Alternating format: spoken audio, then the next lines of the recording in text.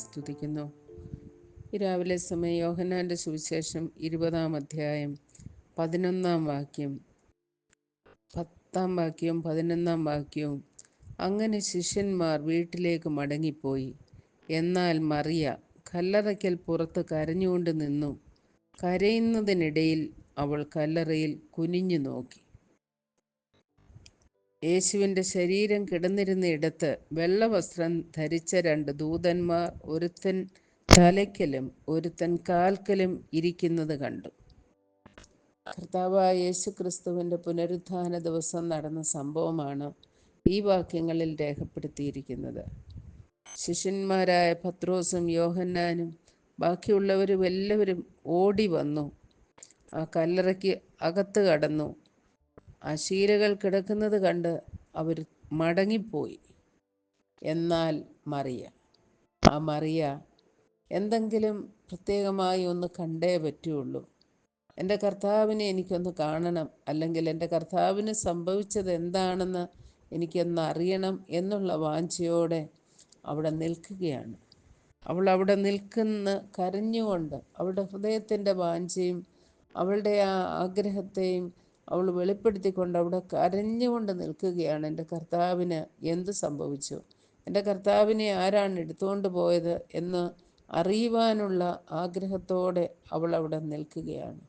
ബാക്കി എല്ലാവരും പോയപ്പോഴും ആ ഇരുട്ടുള്ള പ്രഭാതത്തിൽ അവൾ ആ കല്ലറ വാതിക്കൽ നിന്ന് വീണ്ടും കല്ലറയുടെ അകത്തേക്ക് കുനിഞ്ഞു നോക്കി.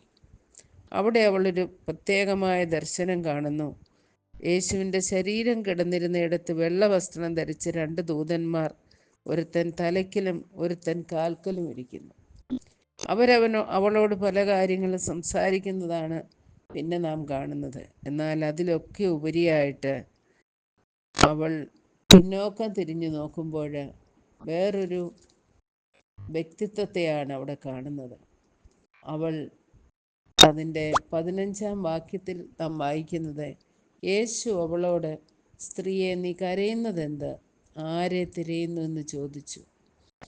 യേശു വാസ്തവമായും അവിടെ പ്രത്യക്ഷമായി. ആ മറിയയുടെ കരച്ചിലിനെ മറികടന്നു പോകുവാൻ യേശുവിന് കഴിയുമായിരുന്നില്ല. അവിടെ നിന്നുകൊണ്ട് അവളോട് ചോദിക്കുകയാണ്, നീ കരയുന്നതിൻ്റെ കാരണം എന്താണ്?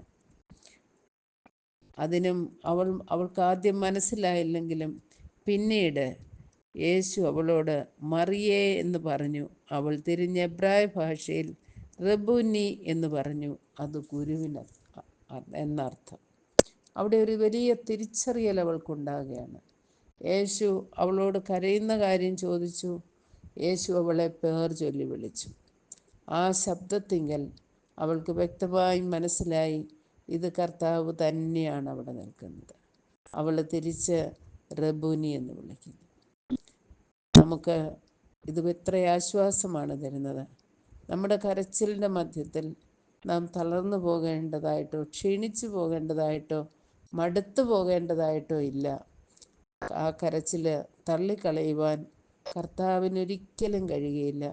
ദൂതനെ മാത്രമല്ല, കർത്താവ് തന്നെ കടന്നു വന്ന് ആ ധൈര്യമായിരിക്കുക, ഇത് ഞാനാകുന്നു എന്ന് പറഞ്ഞുകൊണ്ട് തന്നെ വെളിപ്പെടുത്തി തരും എന്നുള്ള വലിയ ആശ്വാസം നമുക്കിതിലൂടെ ലഭിക്കുവാനിടയായി. മറിയയ്ക്ക് വേണ്ടി പ്രത്യക്ഷപ്പെട്ട കർത്താവ് നമുക്ക് ഓരോരുത്തർക്കും വേണ്ടി നമ്മുടെ ജീവിത സാഹചര്യങ്ങളിൽ വെളിപ്പെടും. നമ്മെ പേർ ചൊല്ലി വിളിക്കും. ഭയപ്പെടേണ്ട എന്ന് പറയും. കർത്താവിൻ്റെ സാന്നിധ്യം കൊണ്ട്, ആ കൃപ കൊണ്ട് നമ്മെ നിറയ്ക്കും. അതാണ് നമുക്കുള്ള ആശ്വാസം. ബാക്കി എല്ലാവരും മാറിപ്പോയാലും ആ കർത്താവിൻ്റെ പാദപീഠത്തിൽ അവന് വേണ്ടിയുള്ള വാഞ്ചയോടെ ആ ആവലോടെ നോക്കി നിൽക്കുമ്പോൾ കർത്താവ് തീർച്ചയായും തന്നെ വെളിപ്പെടുത്തും. അവൻ്റെ ശബ്ദം നമ്മെ കേൾപ്പിക്കും, നമ്മെ ധൈര്യപ്പെടുത്തും, നമുക്ക് ഉറപ്പ് തരും. നമ്മെ പേർ ചൊല്ലി വിളിച്ച് നമ്മെ ധൈര്യപ്പെടുത്തുന്ന ഒരു കർത്താവ് നമുക്കെല്ലാ കാലത്തുമുണ്ട്. മറിയയ്ക്ക് മാത്രമല്ല, കഠിനമേറിയ ജീവിത സാഹചര്യങ്ങളിൽ കൂടി കടന്നുപോയ പത്രോസിനോടും യാക്കോബിനോടും മാത്രമല്ല, പൗലോസിനോടും പഴയ നിയമഭക്തന്മാരായ ദാനിയേലിനു വേണ്ടിയും ശദ്രക്ക് മേശക്ക് അബേദ്നെഗോവിനു വേണ്ടിയും ഒക്കെ ദാവീദിനു വേണ്ടിയും ഇറങ്ങി വന്ന് പ്രവർത്തിച്ച ദൈവം നമ്മുടെയും ദൈവമാകുന്നു. ഈ ദൈവം എന്നും എന്നേക്കും നമ്മുടെ ദൈവമാകുന്നു.